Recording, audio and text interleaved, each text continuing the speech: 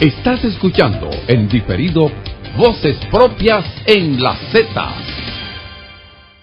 Hay un tema también que me interesa. Se ha anunciado que mañana jueves hay otra ronda de conversaciones con las autoridades de Haití. Tengo entendido que dicha reunión se va a realizar en Juan Dolio. ¿Qué expectativas tenemos a nivel de las negociaciones con comercio que han sido tan afectadas en ocasiones en la zona fronteriza y que sin lugar a dudas es precisamente Haití uno de nuestros principales, el principal pues socio comercial y genera también no solamente riquezas para nuestro país, sino también que viabiliza soluciones en muchas ramas para la vecina nación de Haití? ¿Qué se vislumbra? ¿Qué se ha estado conversando en torno al comercio Tessy, bilateral? Farideh, Yulisa, los oyentes, yo creo que hemos hecho un gran esfuerzo en retomar un diálogo que debe ser permanente, porque la vinculación con Haití es permanente. Somos quizás dos hermanos siameses, unidos por un mismo territorio. Y además, así como ellos han generado una dependencia migratoria de la República Dominicana e incluso vienen a la República Dominicana a suplir algunos de los servicios básicos que no encuentran en Haití, así nosotros también exportamos una cantidad de bienes y servicios a Haití, al punto de que Haití es nuestro segundo socio comercial. Y bueno, yo caigo más en el tema de comercio porque es propio de mi ministerio, pero obviamente hay que reconocer que este diálogo quizás se motivó básicamente por el tema migratorio.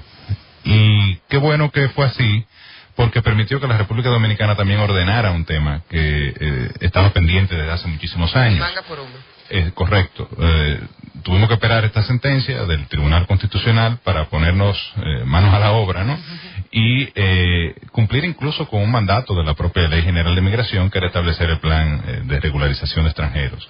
Y de ahí la ley que establece primero un decreto y luego la ley de naturalización y regularización de extranjeros, cuyo reglamento está ahora en proceso de consulta. Pero lo importante es que hemos de alguna manera resuelto el tema de apatridia y el tema de ilegalidad o de irregularidad, o estamos en vía de resolverlo, con un marco jurídico que va a permitir de alguna manera regular todo el tema migratorio en la República Dominicana.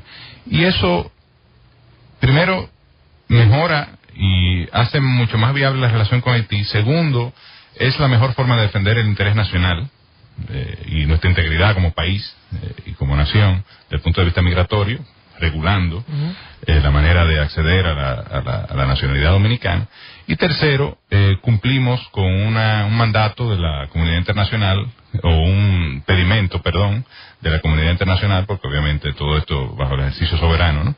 De resolver un tema que se había generado a partir de la ley 168-13, sobre todo estos 24.000 que fueron afectados, que inicialmente estaban registrados en el registro civil, valga la redundancia, y luego resulta que fueron desconocidos por el propio Estado que le otorgó la nacionalidad. Sí, por la motivación jurídica que planteó la sentencia con relación a los hijos de extranjeros en condiciones de tránsito, ¿no? Y con un nuevo concepto de tránsito. Yo creo que el diálogo ha sido fructífero, ya son 7 meses, hemos suscrito además del tema migratorio acuerdo en materia de medio ambiente, en materia de turismo, en materia de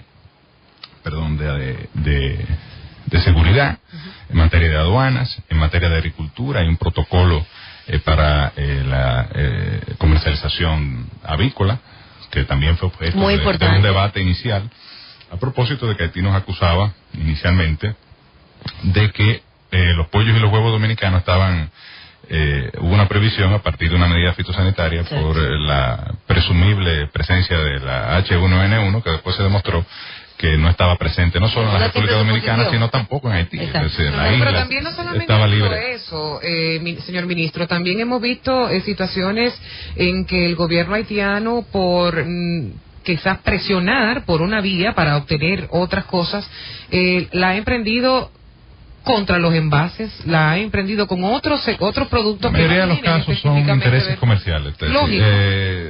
En Haití. O sea, gente que o produce esos bienes y entienden, le exigen al gobierno de alguna manera que los protege, el gobierno quizás no tiene las herramientas y acude a este tipo de medidas de carácter unilateral y discriminatorias, que precisamente todo esto para plantear que está previsto la firma de un protocolo en materia de comercio, que era el único documento que estaba pendiente de ser suscrito y que ha transitado un camino de discusión y de diálogo entre las autoridades haitianas y dominicanas bastante tortuoso, pero que finalmente yo espero que mañana podamos suscribirlo y brindarle tanto a Haití como a la República Dominicana un instrumento de fomento al comercio, en el cual está previsto primero el cese de estas medidas discriminatorias, segundo, que las mismas, de alguna manera, si se van a producir alguna medida restrictiva del comercio, que sea fruto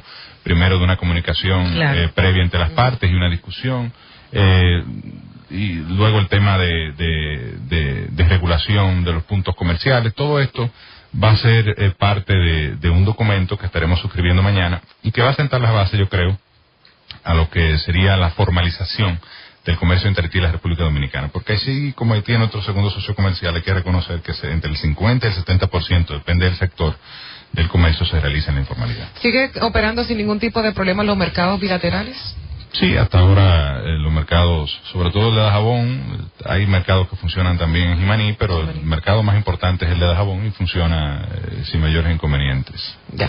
Señores, tenemos que irnos a una pausa. Al regreso, finalmente, el tema del cálculo de los combustibles, y si es cierto que si suben, suben, y si bajan, bajan, y hasta dónde podría llegar el bolsillo de los dominicanos en torno a se han convertido, han dejado de ser los supermercados, ¿cómo se le llamaba? La casa del terror.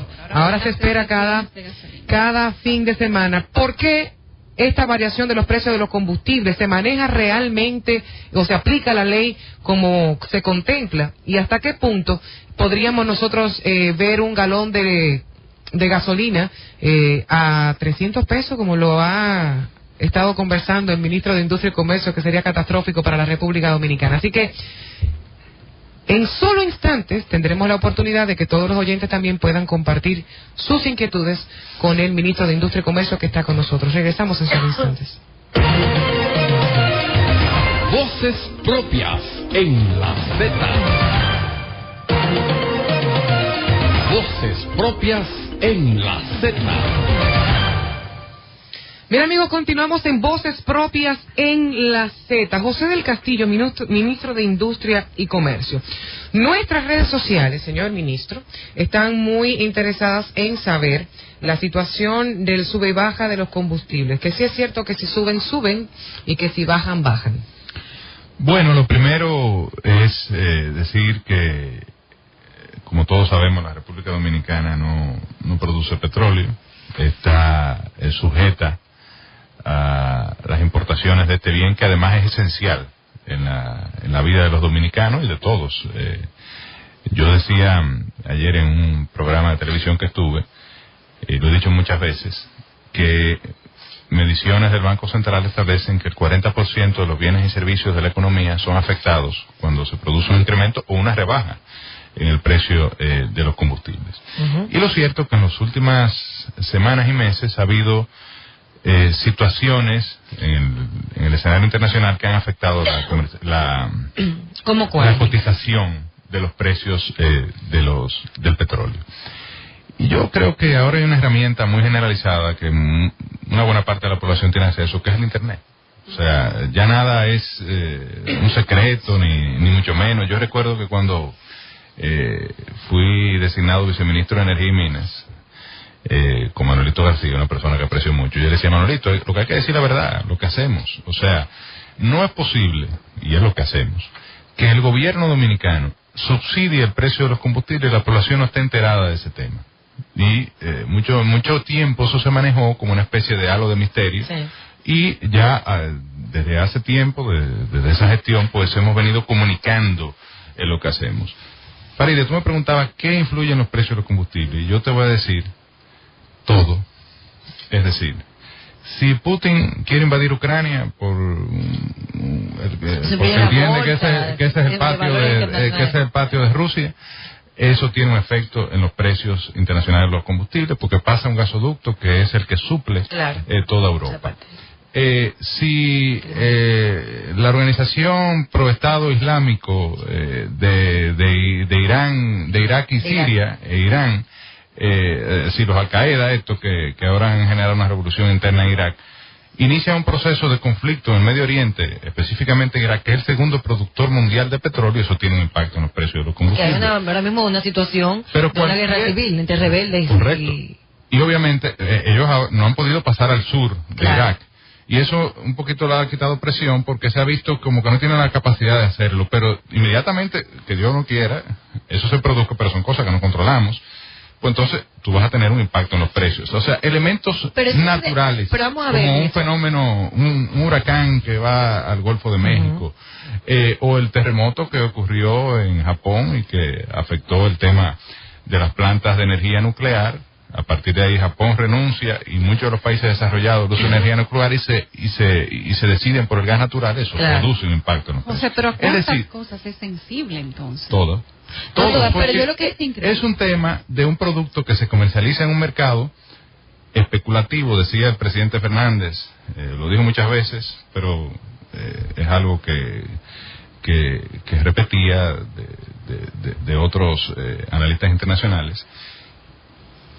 Compra petróleo aquel que no lo consume y lo vende aquel que no lo produce. Un poquito una manera de ilustrar el mercado especulativo. Entonces cualquier elemento que ese inversor que ha invertido o que ha comprado un contrato de petróleo futuro vea que pueda afectar la cotización hacia arriba o hacia abajo, pues mueve. Se protege. Vende o compra.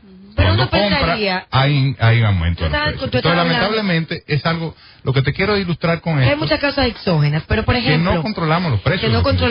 Pero por ejemplo, en el caso, para nosotros poder, como Estado, asumir un costo de los combustibles, me imagino que hay tres cosas que influyen de manera directa.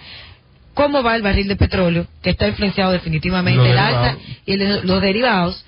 Y cómo el Estado subsidia o cómo el Estado carga impositivamente a sus ciudadanos, porque tenemos una carga impositiva muy alta para los combustibles, pero también tenemos un acuerdo de Petrocaribe, que sería bueno que tú nos explicaras. Te lo voy a explicar. Primero, ¿cómo nos beneficia? La cotización internacional, que ya un poquito hemos hablado de eso. Hay que aclarar un poco también una idea que no es necesariamente... la mayoría de los casos es así, los derivados siguen el mismo comportamiento del crudo porque son mercados distintos. De hecho,